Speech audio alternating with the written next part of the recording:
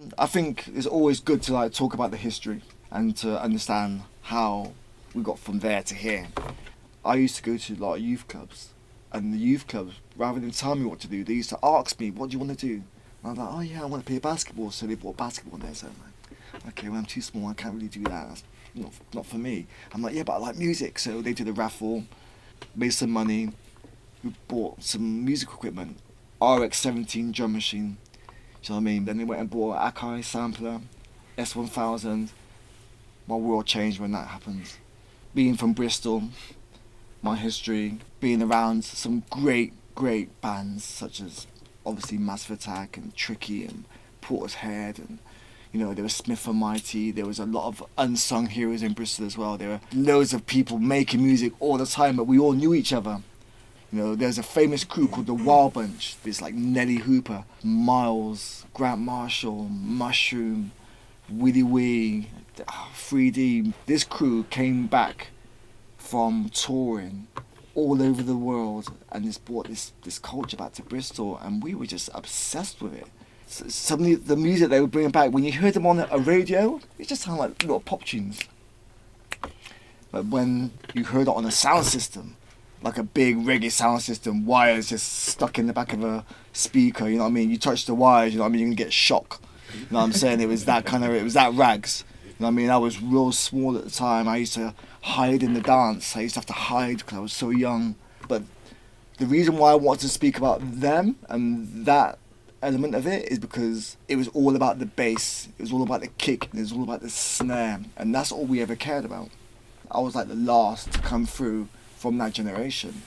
So when anyone spoke about Roni Size, they always used to go, "Oh yeah, that kick, that snare, that bass."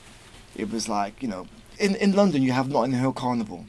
What an amazing place. You walk from system to system. It's like the bass line changes from soca, and then it could be house and it could be hip hop, and you can go to someone's front garden and they've got there. In Bristol we had St Paul's Carnival, and it was a smaller version. So the sound systems were tighter.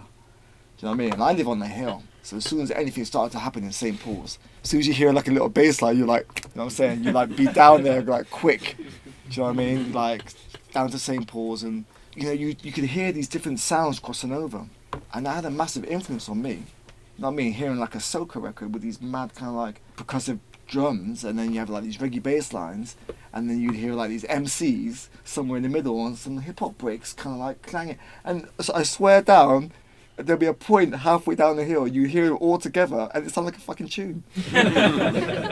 And you like somehow, I'm like, how am I gonna like remember that tune? But you just never will. It's personal to you. It wasn't just like the actual carnival itself. It was some of the people. You had like unsung heroes who had sound systems, DJs who worked in the bank as well on the weekend, and these people they live and breathe the music. But in Bristol, finding venues was easy. Derelict. Just like Birmingham, man. There was a lot of buildings. People just used to just go in there, string up system, carry speaker box, get a van, string up system, get amps. And some of the clubs, they were really welcoming. They liked us. We were nice guys. We had this weird kind of farmer's accent, you know what I mean? It was like, that's just what we were. It was like, so finding venues for us was great. But that also added to the acoustics. Nothing better to know that your tune works when you hear the shaking of a glass window, you know what I mean, in a church. You know what I mean? That was like, okay, yeah, that works. You know what I mean? So sound system culture had a lot to play, a lot to offer to us back in the day.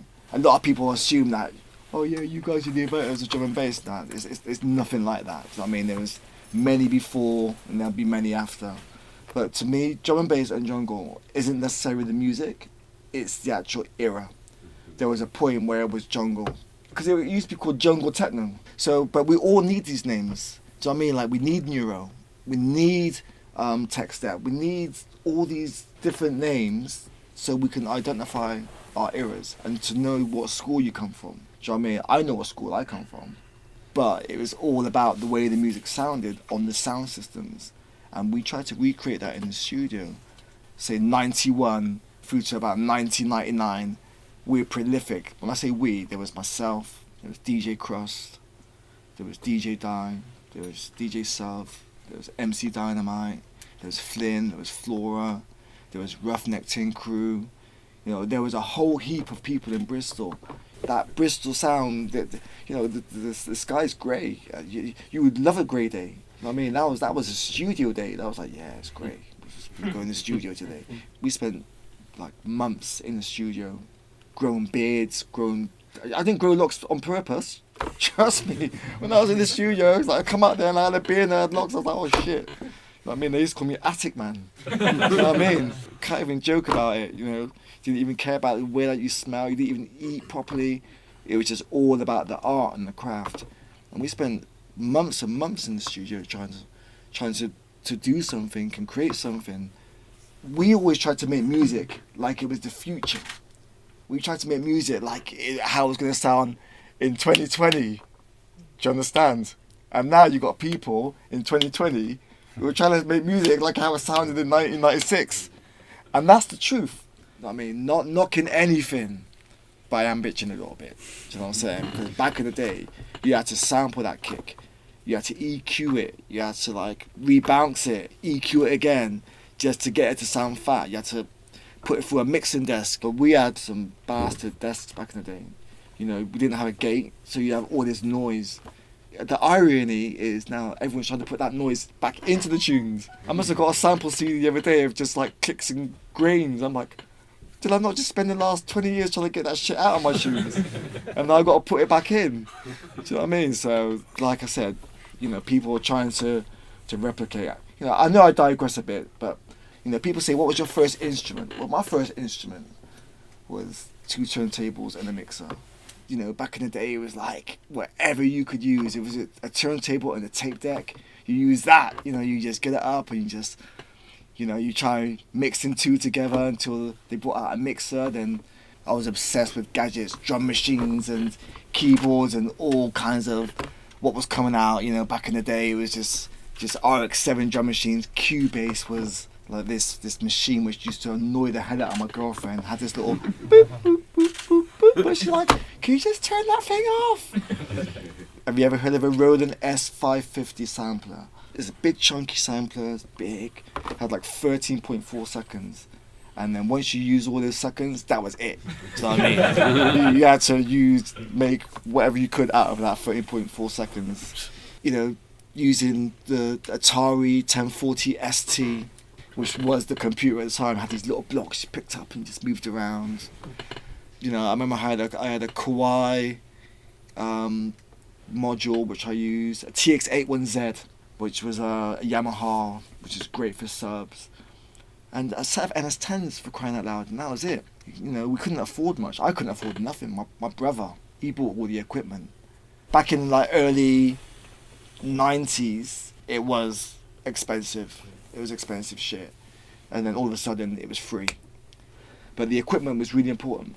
Yeah. How did you like embrace the like change of technology? Because obviously it's like changed like immensely over the last 20 years. Did you like embrace the technology, or was it like absolutely? I grew up on the old stuff. I'm I have to embrace it. You have to embrace it. Love to embrace it. Always make sure you keep some of your old shit there. Do you know what I mean? So that's your signature sound. I still got like a Roland S760 sampler, which is a great sampler. I still use it. It still comes up on my. You know, I've got all my samples in there, so if I ever want to sound like 997, I just load that shit up and it's there. But you have to embrace it, and not just the technology, but the techniques. There was a time when everyone had to pay for plugins, and there was only a certain elite people who had the plugins. Do you know what I mean? So they were like, we've got all these expensive plugins. Yeah, look at us, we're great. And then overnight, waves got cracked. And then what happened was all these kids who knew how to use this stuff and knew they were better than us, they got hold of all the equipment, and before you know it, we were wiped out in like the dinosaurs. They had these cracks and they was like using it in such a way. They were shelving, they were cutting, they were boosting, they were getting basses. I'm like, shit, I need to get up on my game, because you get complacent.